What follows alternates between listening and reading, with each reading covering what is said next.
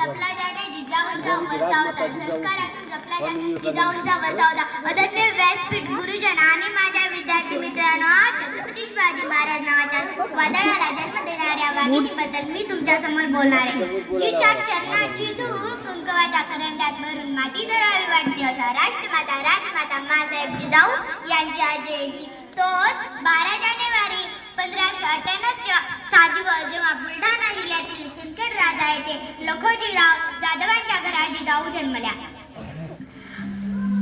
पुन्हा लखोजीरावांची लेक मराठवाड्यातल्या भोसल्यांची सून झाली आणि छत्रपती शिवाजी महाराजांना जन्म देऊन स्वराज्य जन्मी झाली.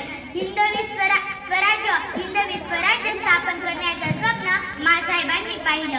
एक उजळली ठिणगी आणि लाख पेटल्या मशाली, एक उजळली ठिणगी आणि लाख पेटल्या मशाली, स्वराज्याच्या संकल्पाची सोनेरी पहाट झाली, सोनेरी पहाट झाली. मला पुन्हा एकदा छत्रपती शिवाजी महाराजांची गरज आहे असे मला वाटते. जाता जाता मी इतकंच म्हणेल, घडविण्या अजय तो महाराष्ट्राचा विधाता, घडविण्या अजय तो महाराष्ट्राचा विधाता. पुन्हा जन्म घ्यावा जिजाऊ राजमाता, पुन्हा जन्म घ्यावा जिजाऊ राजमाता. धन्यवाद.